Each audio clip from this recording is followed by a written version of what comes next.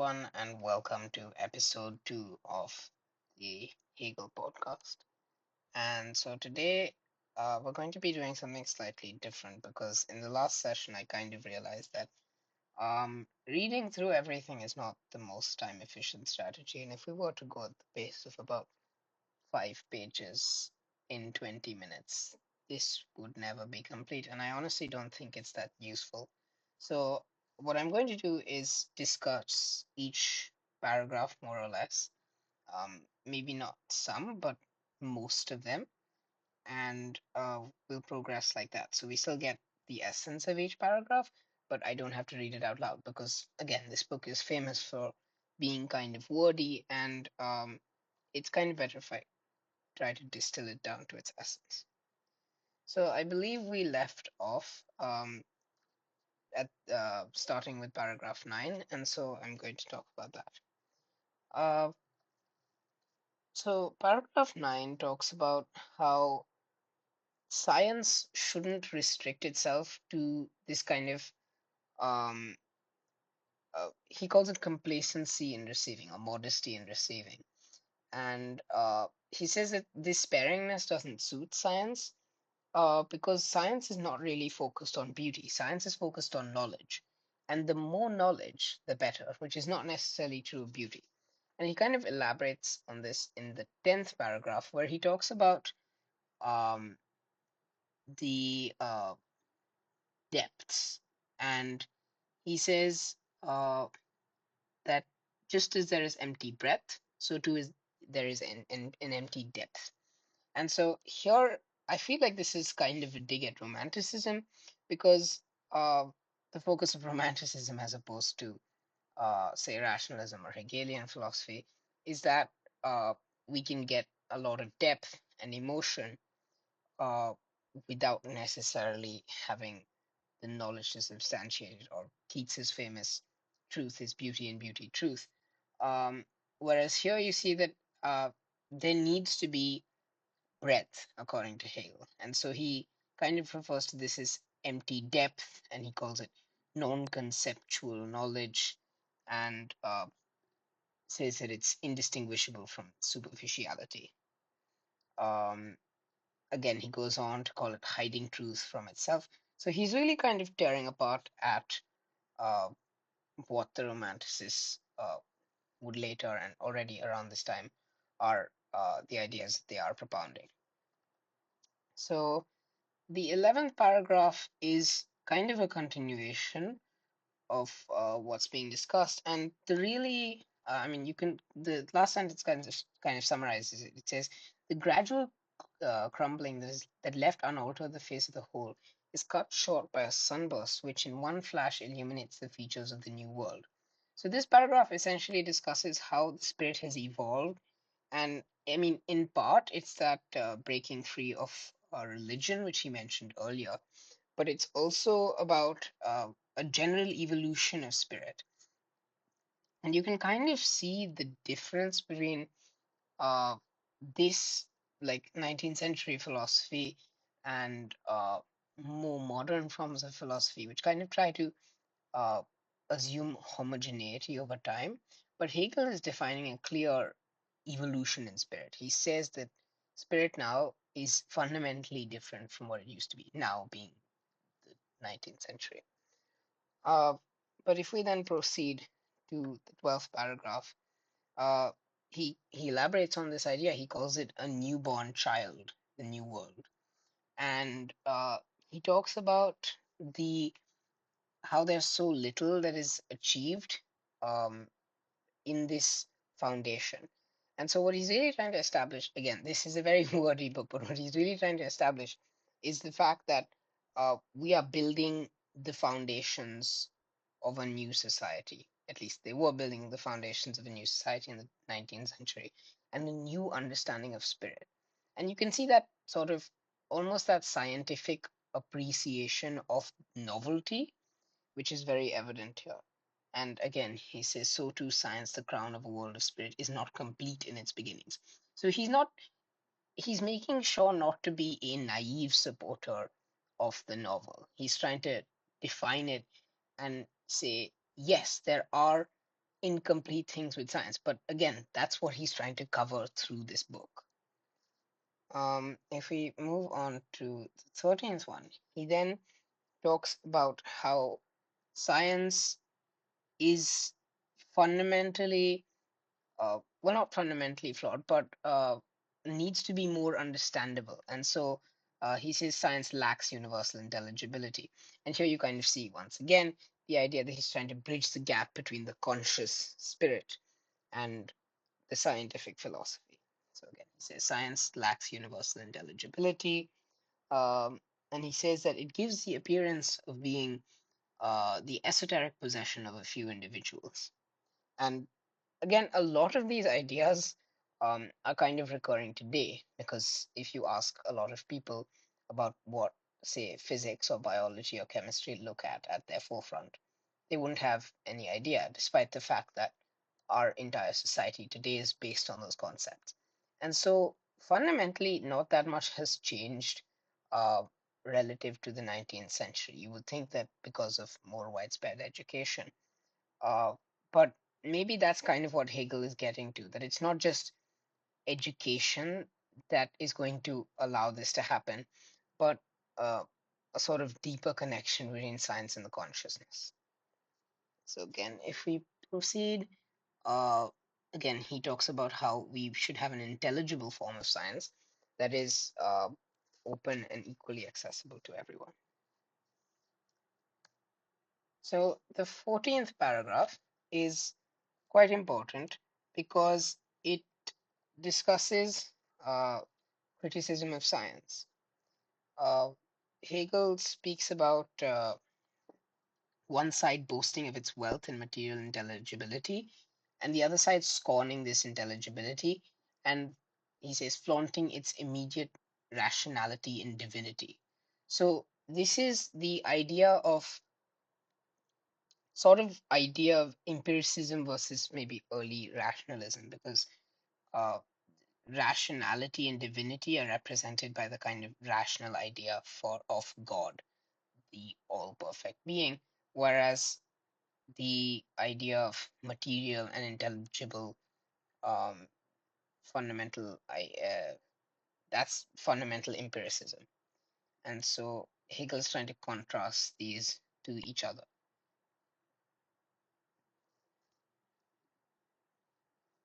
In the 15th paragraph, he discusses how we broadly understand everything, but semantically it's not that significant. And so he says that we only externally apply stuff to diverse materials, and so we obtain a boring show of diversity. So, what he's trying to say is that science often takes the same formula and applies it to a variety of different things. And so it seems to have a lot more knowledge than it actually does. And you can kind of see this when, say, you see physicists talking about the theory of everything. Yes, if there was a theory of everything, it would, in technicality, predict everything about the universe. But what would that mean on a smaller scale, right? You can have the large scale knowledge, but how does that filter in to the micro level? Not like the micro quantum level, but the micro uh, sort of perceivable level. And again, this is kind of connected to what Hegel says with consciousness, right? Because you can only understand something if uh, you are aware of the way it functions in your daily life. And so again, he says that it's a monochromatic formalism. So we take the same formula and apply it to 20 different things. And even though it may be technically correct, it's not valuable because it's uh, it's not a null statement, but it says very little about the universe.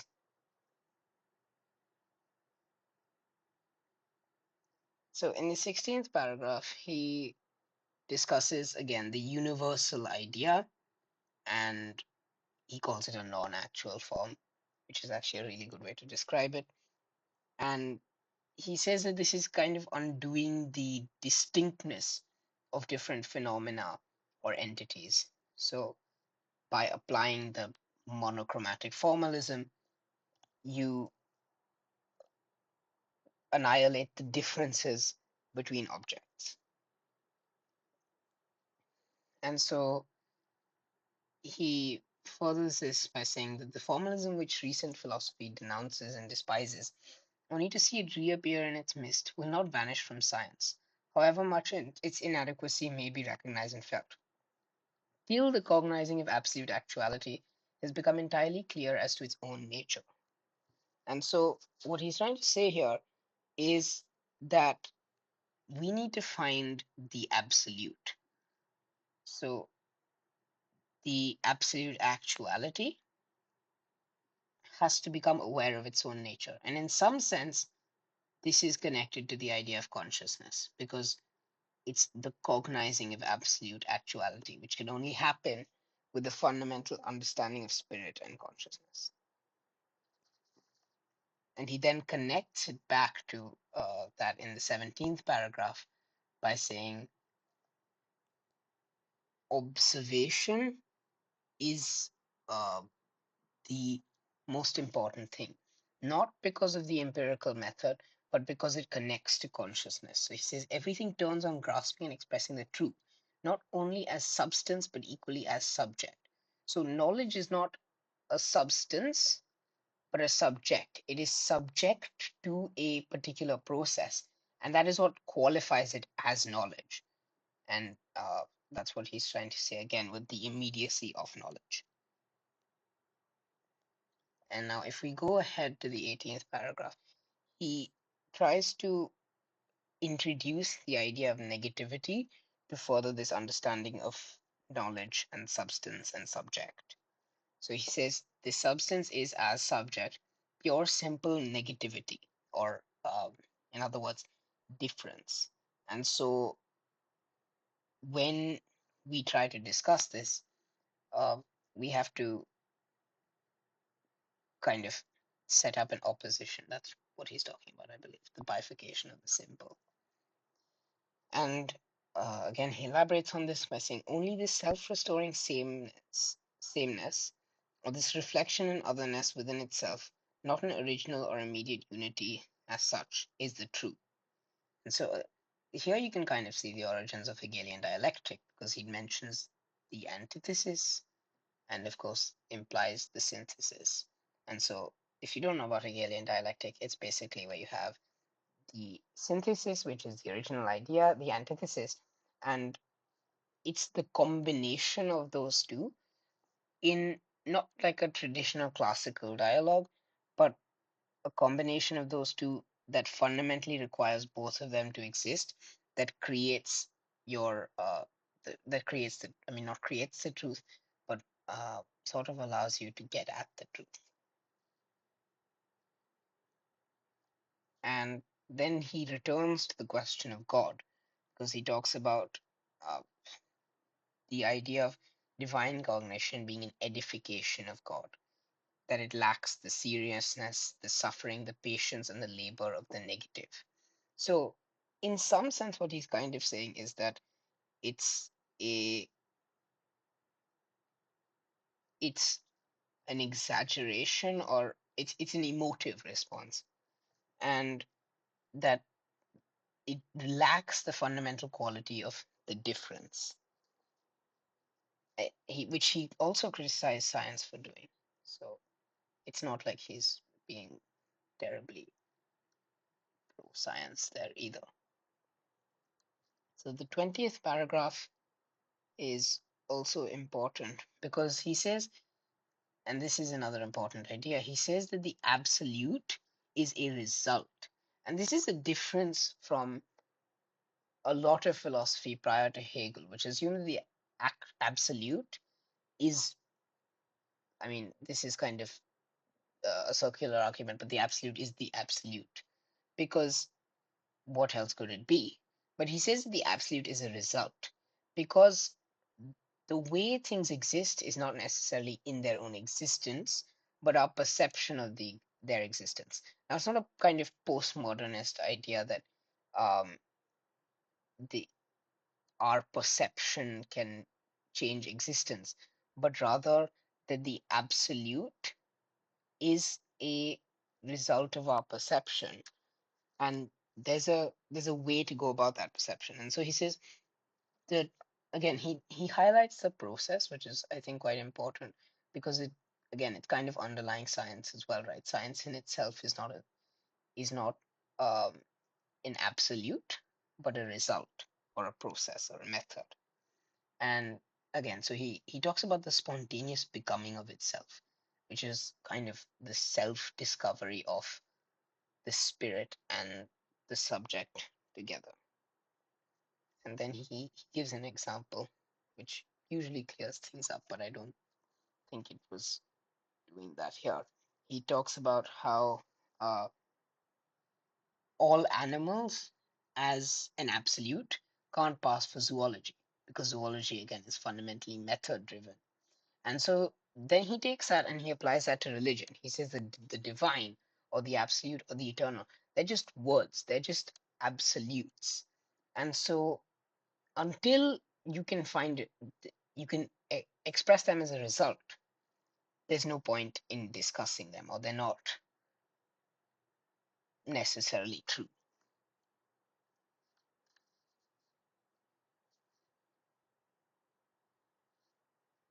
And again, at the end, you can kind of see him referring back to the first paragraph where he was talking about result versus the process of finding the result.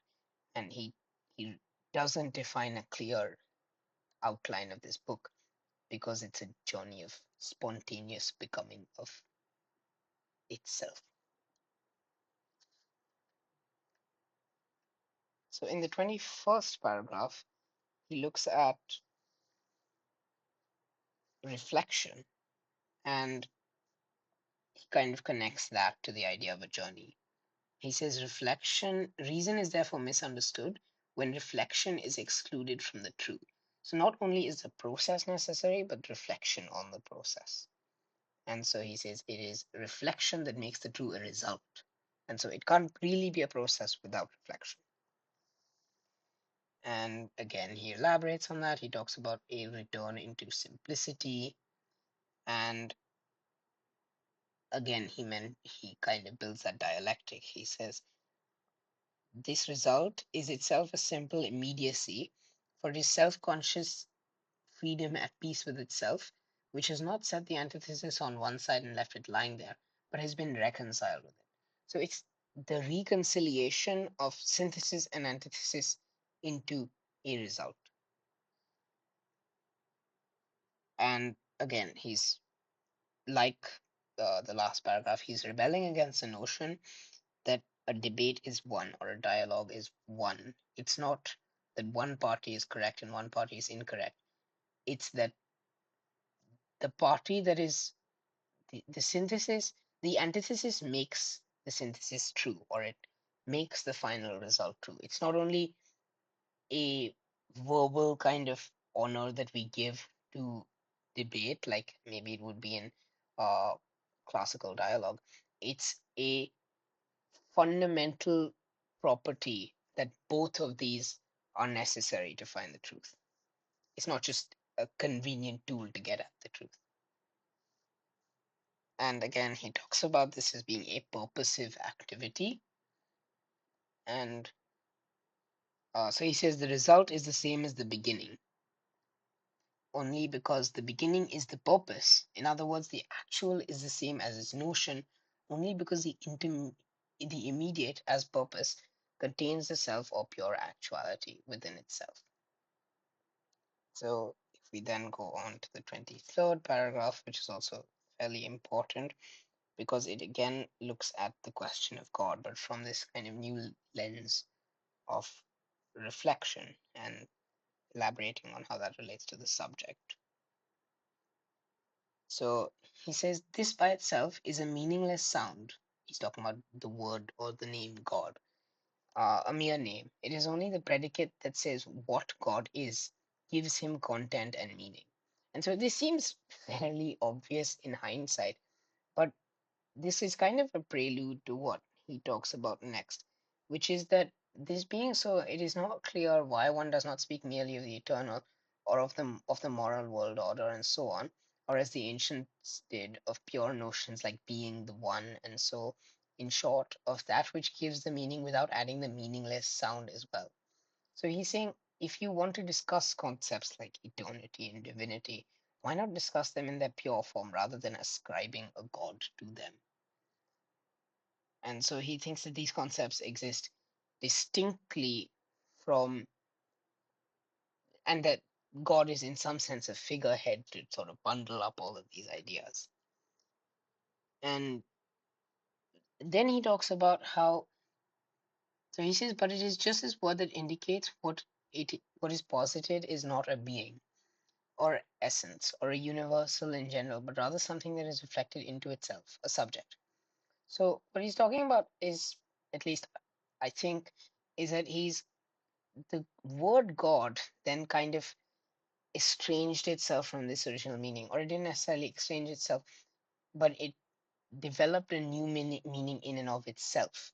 And so we then took that other meaning, the meaningless sound, and did away with the pure notions.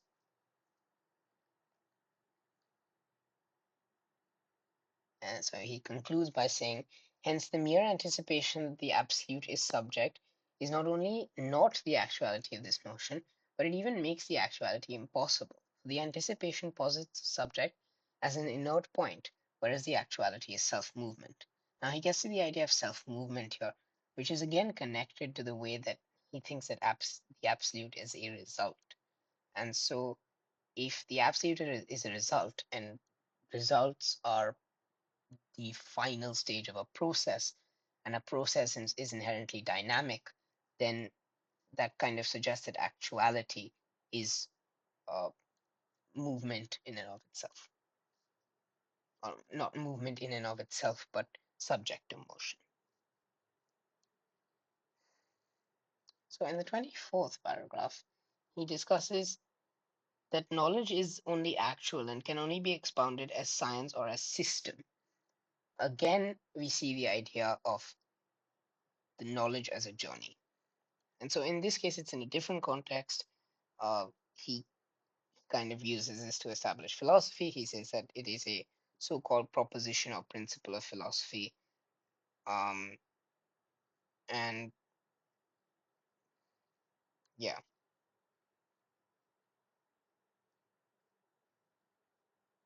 so then he goes on to talk a little bit about paradoxes. And he says that, if a so-called proposition of basic proposition or principle of philosophy, that if it's true and is also false, then that is only because it's a principle. And so it's easy to refute it because the refutation consists of pointing out its defect.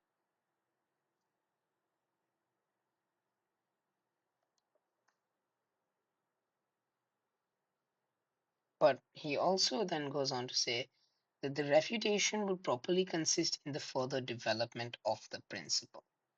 And so the refutation is not doing away with the idea, but it's repairing the idea and remedying the defectiveness. So again, he talks about not mistakenly pay attention solely to its negative action or the falsehood within that, but the progress that has made to the positive, which is the truth. And so the genuinely positive exposition of the beginning is thus also conversely just as much as a negative attitude towards it.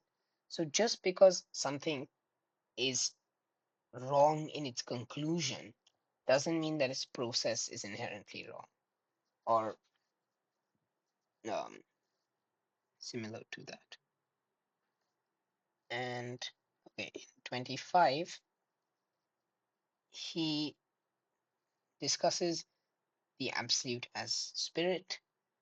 And so he says the spiritual alone is the actual. And again, it's important to distinguish here that the spirit he discusses and the spiritual he discusses is not a religious spiritual, as has been made abundantly clear by the earlier paragraphs. When he says spiritual, it's referring to the spirit, which don't want to attempt to define it because I feel like that would be kind of against the purpose of this book. But in some sense, it's the idea of the consciousness. But it's not supernatural. That's what is important to know here. And so he says the spiritual alone is the actual. It is essence or that which has being in itself. It is that which relates itself to itself and is determinate. It is other being and being for itself. And he kind of goes on to talk about this as the spirit being an object to itself. And so we kind of have to look if the we have to kind of extract our spirit from our spirit and look at it as a reflection. And uh, then he goes on to talk about the pure notion and so concludes by saying the spirit that's so developed knows itself as spirit is science. Science is its actuality and the realm which it builds for itself in its own element. So he says that when you extract yourself from the spirit and you look at the spirit and the world around it in, I mean, in an objective lens, then you kind of see the that's what science is because you see that the absolute is a result of a process. So in the 26th paragraph, he mentions the ether, which is again the idea of taking your spirit out or reflecting it onto itself to understand it better. So he says science on its part requires that self consciousness should have raised itself into this ether in order to be able to live. And again, we see that idea of externality, which I was just discussing. So this is fairly similar to the previous paragraph. He also goes on to say that the individual is the absolute form, is the immediate certainty of himself. And if this expression be preferred, he is therefore the unconditioned being. So, conditioning here is not like biological conditioning, but the idea that he is the fundamental, uh, they are the fundamental construct of reality. Because I'm sure you've heard of philosophical ideas or questions like, how do you know if anyone else is conscious in the world? But the individual to themselves, they are certain of their own existence, right? And so he then goes on to talk about, conversely, the element of science is for consciousness a remote beyond in which it no longer possesses itself. And so again, he talks about this estrangement between consciousness and science, which is what he's trying to solve through the book. And he says, it appears to the other as the inversion of the truth, that consciousness and science are inversions of each other. But then he goes on to discuss this further, saying, let science be in its own self what it may. Relatively to immediate self consciousness, it presents itself in an inverted posture, or because the self consciousness has the principle of its actual existence in the certainty of itself, science appears to it not to be actual, since self consciousness exists on its own account outside of science. And again, he's talking about the differences between science and self-conscious because and the self-conscious, because the self-consciousness has its own idea of truth, right? The idea of the individual as the absolute form. But to science, which, I mean, you you have to kind of go through that process of subjecting the self-consciousness and kind of taking it out to raising it into the ether, which he mentions earlier, that this is that is why science seems so alien to it, because if it's not been lifted out into this ether, it still believes in the individual as the absolute form, the unconditioned being.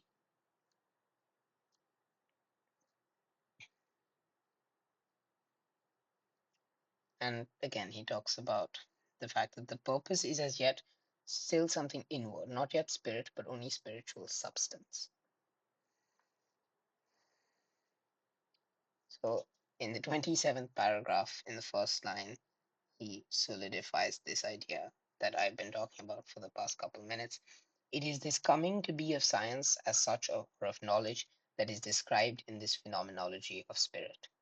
So that is the purpose of this book. And I think that is a good place to end here because he's just covered the fundamental purpose of the book. This took this was a fewer pages than I was expecting to cover today, but it seems to have been interesting nonetheless. And I feel like it's important that we read the preface very closely because it is, after all, fundamental to whatever is going to come up later on in the book. And he's introduced a lot of terms, as we can see: the spirit, the substance, the absolute, the negative, even the being, you can kind of consider that. Science, of course. And now he introduces, oh, the notion is also another important one. But he kind of builds on these ideas over the course of the next few pages and the next few paragraphs, and then, of course, eventually the whole book. So thank you for watching today, and I'm sorry if I slipped up a little bit. The language here is a little bit complicated, but I hope you enjoyed, and please leave a comment if you have any thoughts. Thank you for watching.